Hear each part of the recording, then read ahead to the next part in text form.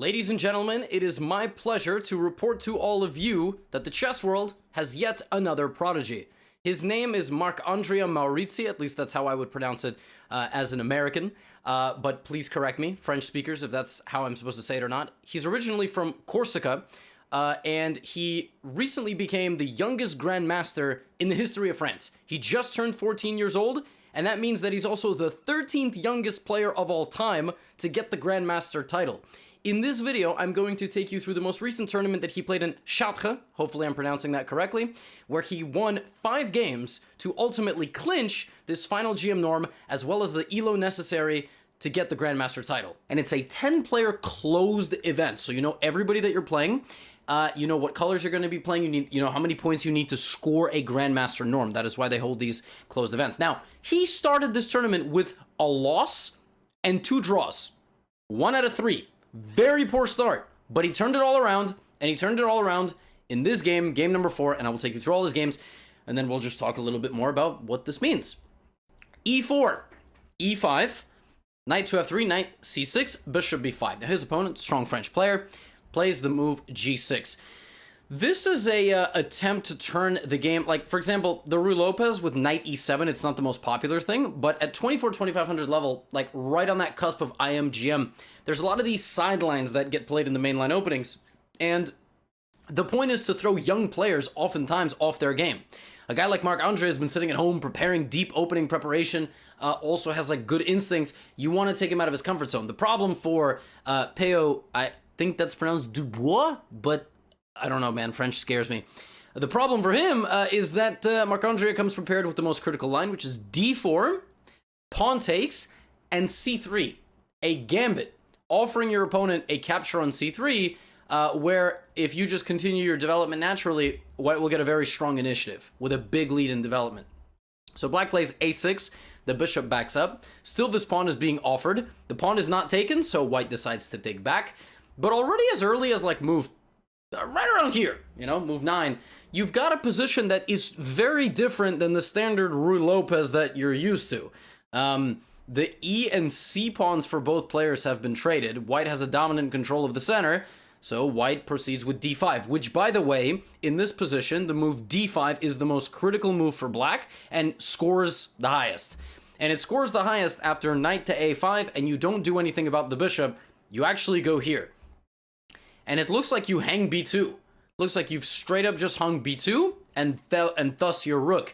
But in this position, knight C3 is super strong, intending to make this bishop trade and giving White the only dark squared presence on the board. This is dead lost for Black. So Marc Andria comes prepared with a nice opening idea, making Black commit the knight to take the bishop. And this is already very, very tense. Black has the bishop pair, White has more central space. White also has very clear targets, like on the queen side, and White also will trade off this bishop and have dominant control of not just the c-file, but also the dark squared complex.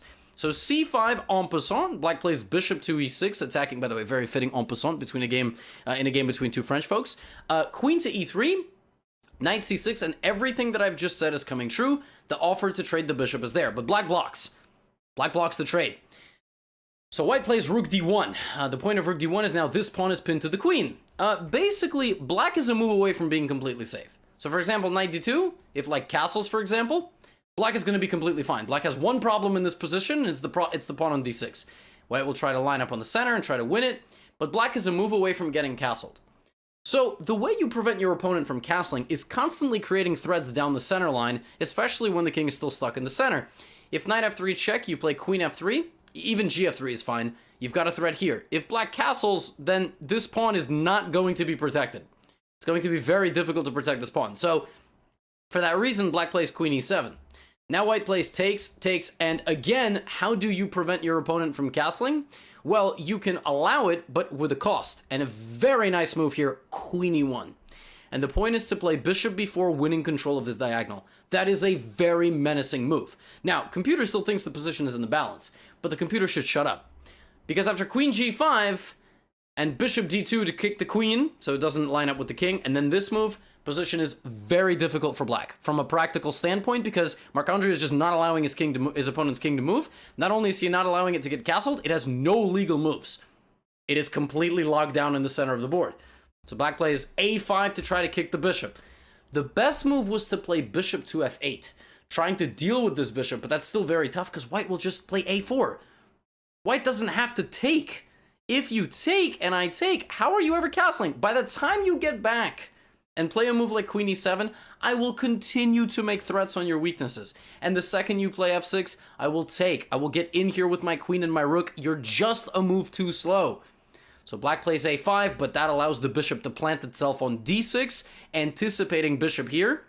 And bishop will take, so black plays this move, but again, black is a move behind. Now comes queen to c3, with the intention to play queen c6, queen c7, and deliver some sort of mate.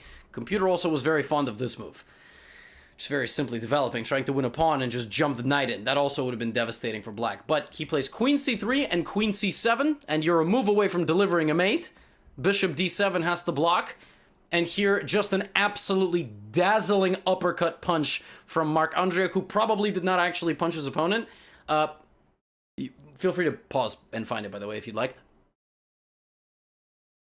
Bishop f8!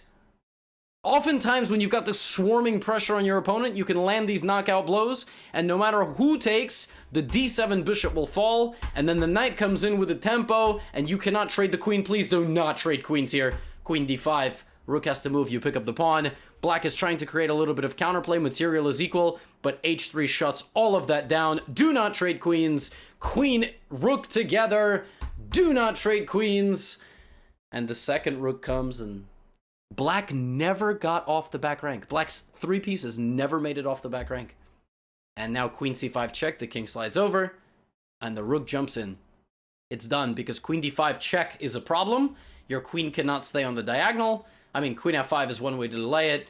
You can trade and get a winning endgame, but queen c4 is just as devastating, and it's better to get a checkmate by force than to trade queens into a better endgame. And that was how we won the 4th round. How was that? That was great. Let's go to game number 5. This game we're going to watch from the black standpoint, because he's playing with the black pieces. He's playing Victor Stefan. I don't know how to Frenchify that name. Is it like Victor Stefan? I don't know, but strong player from France, I believe. And we have a Nimso Indian defense with a bishop to b4. Queen c2. There are a lot of lines here. Queen c2 is known as, I believe, the modern-day main line, although e3 is still very much a main line as well. And here he plays an interesting move, b6.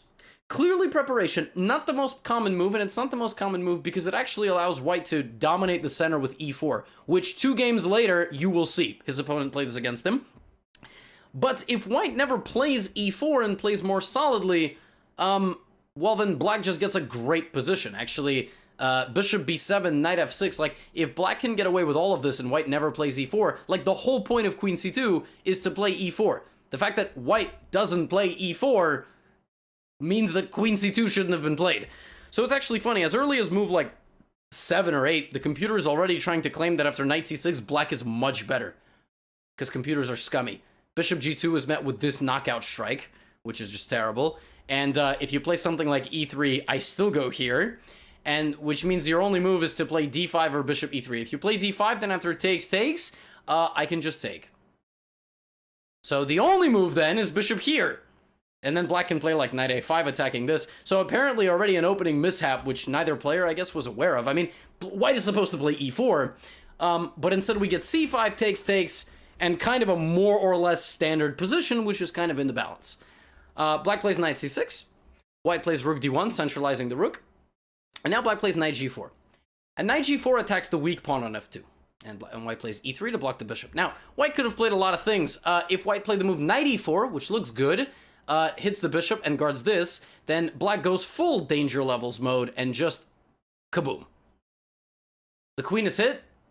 You will take the knight, then you will take this. It all falls apart so fast. Shh. Look at this. I take, and then I take this as well. I'm threatening the queen and the rook, but more importantly, I'm also threatening a check when my knight moves.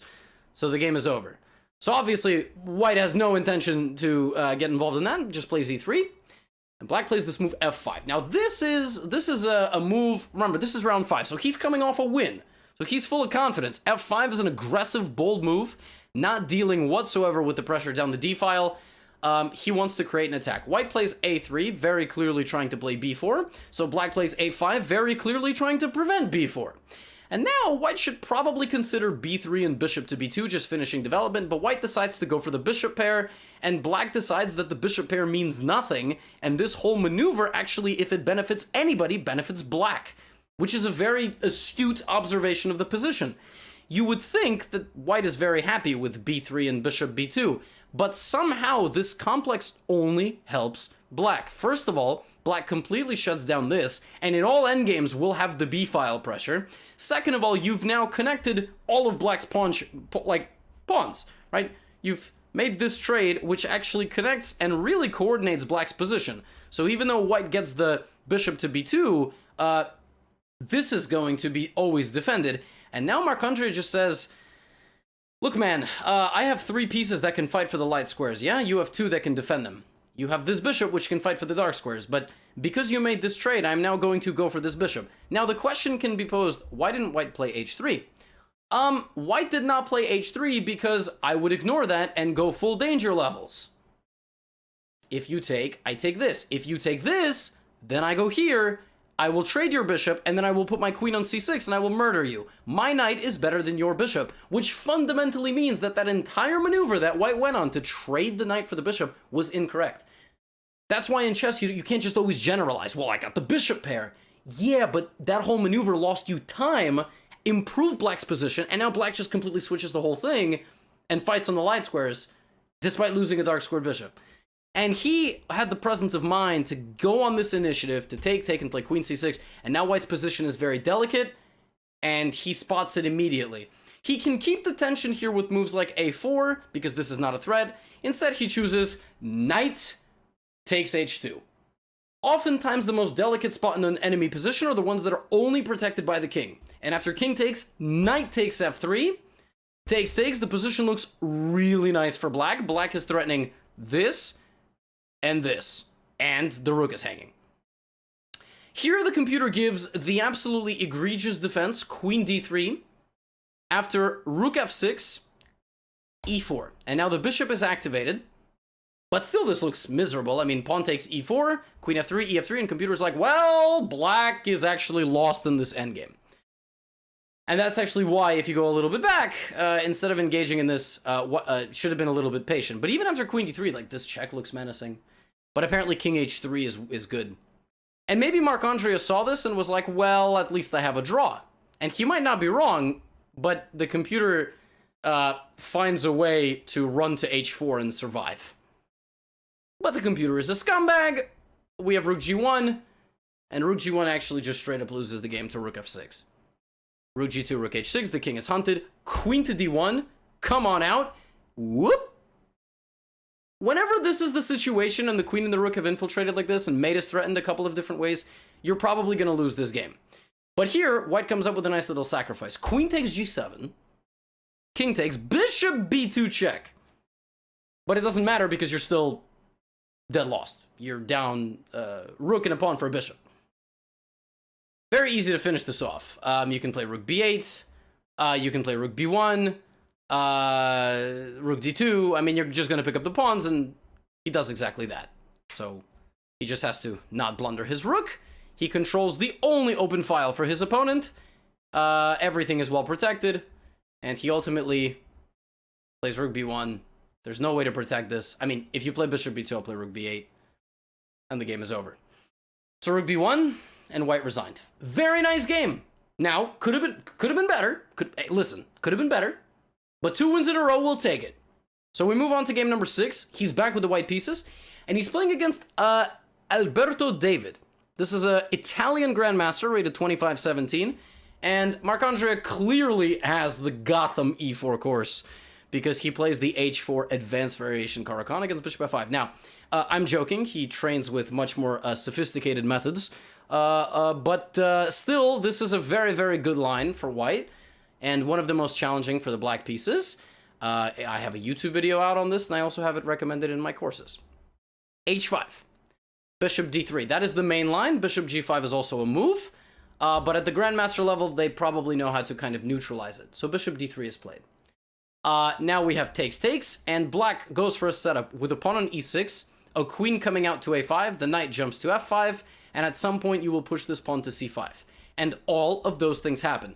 Black attempts a queen trade. White doesn't want a queen trade. Black puts the knight on f5. And actually, I'm kind of confused here the way Alberto David played this. I'm quite familiar with knight d7 in some positions. Also, c5 now I'm more familiar with because cd5 is not playable. But he chooses to move the bishop out, although it kind of has no purpose there, and if anything, it's just going to be a target. But, okay, I mean, I could totally be fine. I've just never seen this before. Knight f3, takes.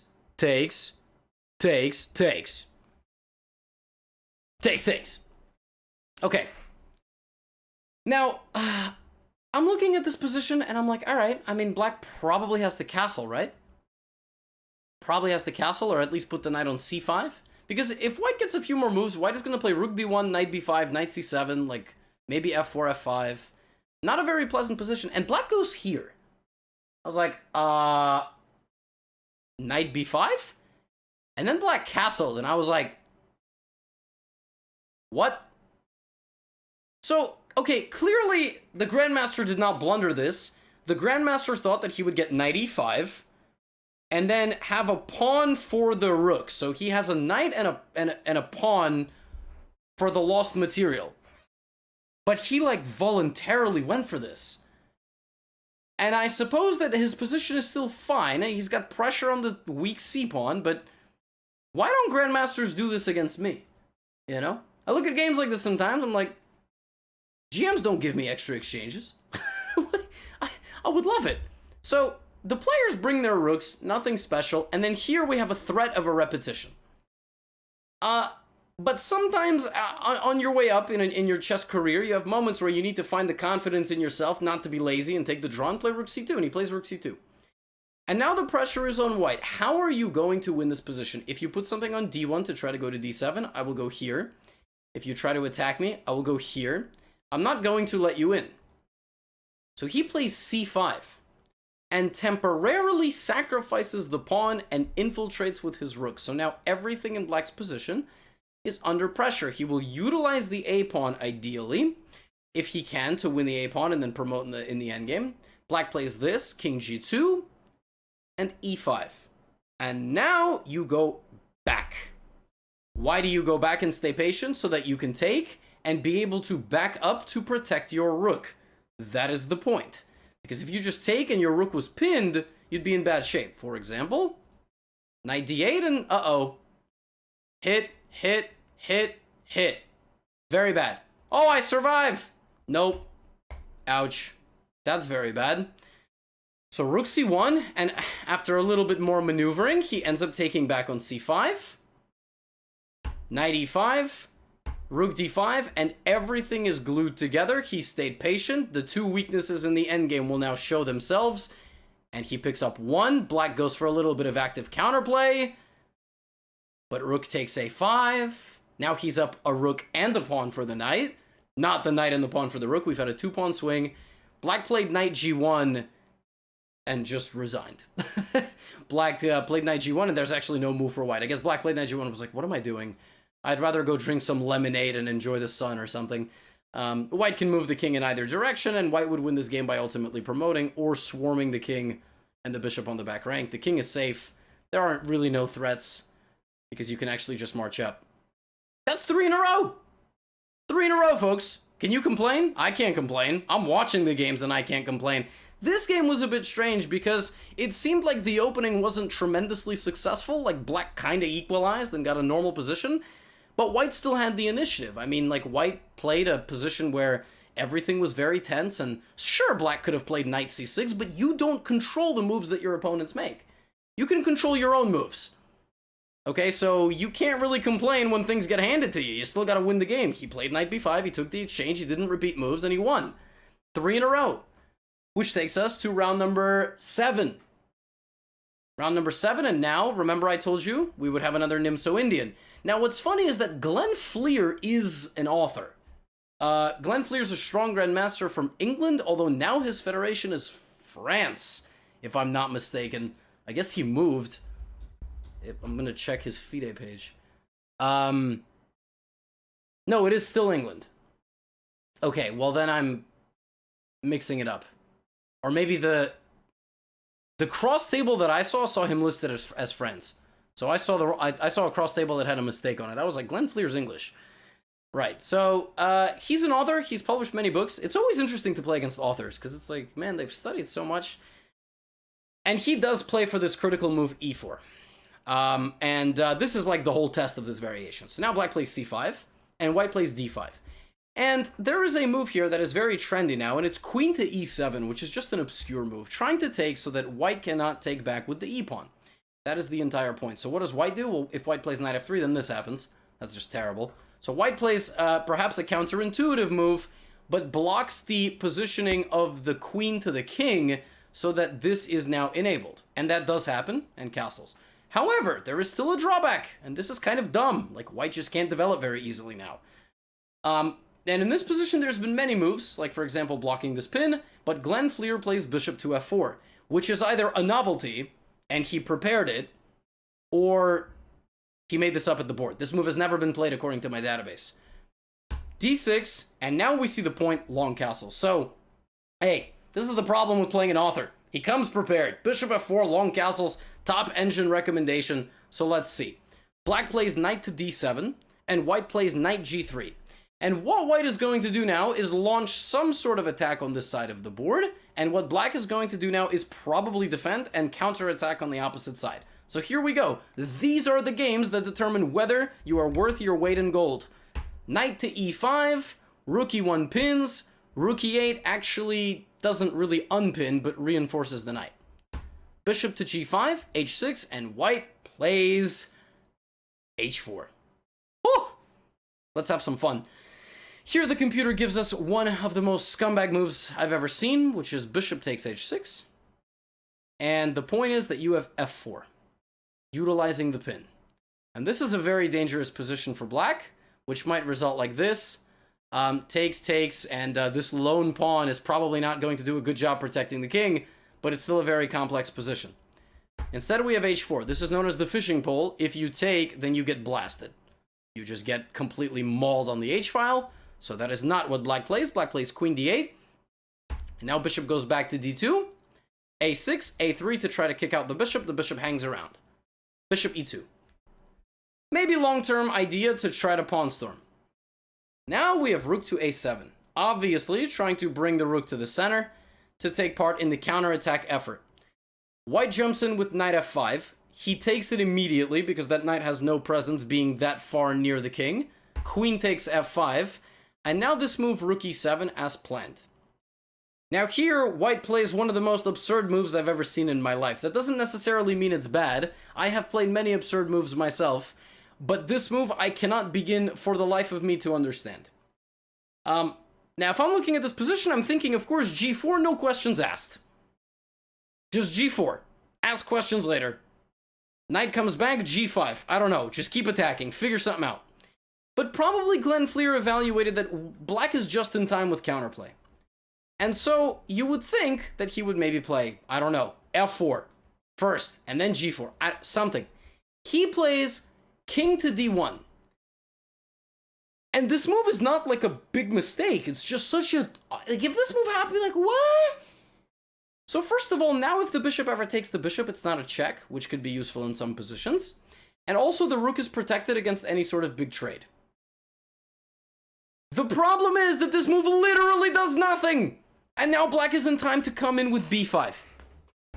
This is going to be black's main method of counterplay, this very important pawn break. Top engine move, only way to continue to fight. C takes b5, and now we throw in the capture of the knight. The bishop takes, and now we have knight takes on d5, and now it doesn't even matter that you move your king to the center out of checks, because I'm still going to take things with check, and when I take the bishop, I am going to play queen a5. But credit, of course, to Marc Andria, because he just finds it instantly. Bam, bam, bam, chop, chop, chop, knight d5, and white's attack is too slow. So bishop d2 getting out of the way. A takes b5. You're going to come get my pawn? Really? You want to take my rook? You can have it. Go ahead. Take my rook. Because when you do, I'm going to plop my knight into d3, hitting everything in your territory. And white obliges. Now here the computer's top engine move is f4 straight away. You're going to see this move a little bit later in the game. But the computer prefers that you play f4 instantly, and after queen to b6, you have bishop e8, rook e8, f e5, queen b2, but this is not fast enough because the queen gets back. So here is the top computer variation. Queen b6, bishop e8, and now you don't take it back, but rather you go this way. If f e5, queen a1, and it's a draw. However, in the game we did not get f4 right away, and instead we got takes. But that allows queen e8, and there is a major difference between where the queen goes.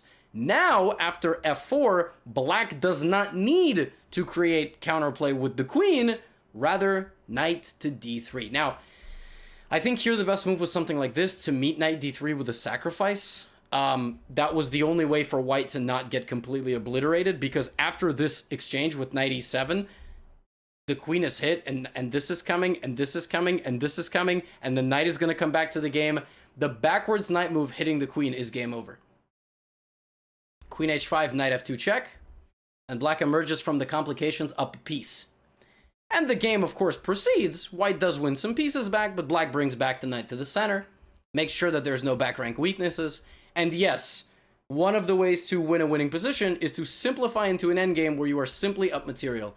Notice that he is bringing his king. Very important in the endgame not to rush with your pawns. They are going nowhere. Your king is an active fighter. Bring it, bring it, bring it, bring it. Pawns can push, but it doesn't matter because the king is just in time. And now you are going to put the pawns on squares on which they can be blockaded. You will win the remainder of the pawns. And here white resigns. How's that for a fight? That was a, how about, that was a fight and a half. 4 wins in a row, baby. Now, he needs 1.5 points out of his final 2 games. Round number 8. He's got the white pieces. He's playing Quentin. That's how you say it in American. In America, I know it's in English, American English, you'd say Quentin. In French, it's probably something beautiful like Quentin? L'oiseau? I don't know. French folks, y'all help me out. This was a banger of a game. e4, c5, we have a Rossolimo. Nowadays, playing into d4 and playing into the Sveshnikov, which is what a lot of people want, it's just chaos. So bishop e5. And actually, black plays a very, knight f6 is a very provocative system, because in a lot of positions, you allow white to play e5. And that's exactly what happens. White does play e5. Now, takes, all part of the plan, and rook e1. And basically what black is saying here is you've given me the 2 bishops, and I have pressure against your central pawn. And what black wants is to be kicked out. Black wants to be kicked out, so the knight will rotate back to the middle, or you will play f5. This is very common. f5, and the knight actually jumps back to f7. Some not maybe right now, but in general. Okay. So Marc-Andrea plays this position in a very funny way. He treats this knight like the drunk, stumbling, angry person on the street and just ignores it. He just ignores it. He refocuses all his central attention on his strong post here, and as black develops, well, actually black played bishop a6 a move later, but as black just struggles with his position, he's like, well, you know what? Fine, don't kick me out. I'll leave. And he's like, okay, great. That tempo that you spent leaving, I will now transfer my other knight to the center. Black plays bishop a6. And for a moment, this bishop took its attention off of this diagonal. So white plays e6. An offering of a pawn to damage your structure and give you irreparable targets. Actually, I suppose knight g5 would lead to rook takes f4. That's why I'm observing the game and not playing it. You would need to do this first, and then play knight g5. I apologize, don't hang bishops in one move. But that is the idea, to play e6. And black chooses to play f6. f6 is one of the ugliest moves ever, but probably necessary. And now Marc-Andrea plays h4. Inspired by AlphaZero, h4, h5, trying to continue to break apart this. He has 3 pieces in the attack, a very annoying wedge, and if black plays something like bishop c8 to try to get rid of it, then he will just back up. Or even jump in takes e7. Hello, hello, right? So black plays knight f5, and white has a couple of ways forward. He chooses c4, which is one of the ways to block out the light-scored bishop. He also could have played knight g3. He plays this later, and the point is to just get rid of this knight, to take with the f-pawn or bishop. You'll see that actually he avoids this knight and gets out of the way and puts this here and tries to prepare h5. Black plays queen c8. And what do you need, folks, to create a successful attack on your opponent? What has to happen in the center of the board? The center of the board must be locked. And now it is. Black has no mobility on the E or D files or even the C file. And now white is able to freely play the move h5. And black is gasping for air. Black plays this because if black were to play g5, I'm not even sure this bishop has to move. Just go here. You're threatening to take with check. And if this, well, queen g4. Bishop sacrifice. Maybe even h6 and queen h5. This is terrible. Absolutely terrible. So black plays f5, and now white plays queen d2. Because you are just trying to get rid of this bishop. c5, we chop. One layer of defense has been removed, and we can either go to e5 or h6, and he chooses this way. Takes, I apologize, takes would be met with this and this, and that would be met with this move. 3 pieces versus a lone king. Not gonna work.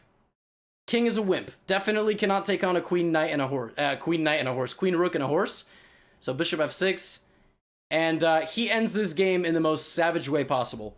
Queen to h6, queen e8, and now the move f4.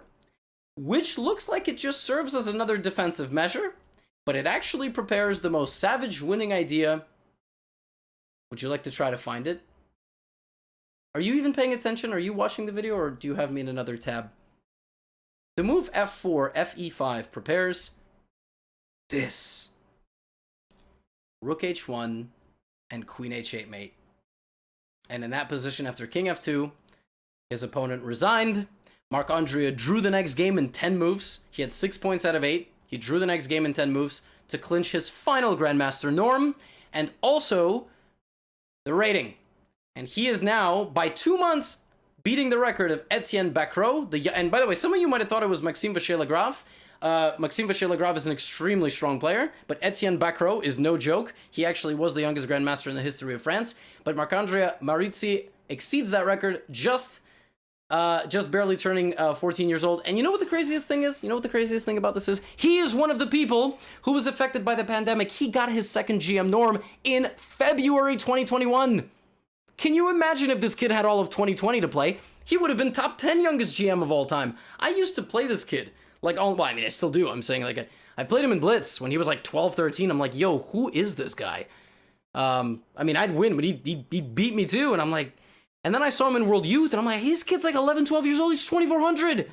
So pandemic. Marc-André was one of those people affected the most, but he storms back, and now he's France's new prodigy. In a few years, could be an Olympic team of Firouzja, MVL, Bacrot, and Maurizzi. So look out for France. And as always, I want to be kind of the news stop for all of you here on YouTube for chess prodigies and stories, and he's definitely one of them. So big congratulations to him, and we hope to see great things from him in the future. Take care, everyone. Let me know, as always, in the comments if there's something that I haven't covered that you'd like to see in video form, and I will see you in the next video. Peace out. Get out of here.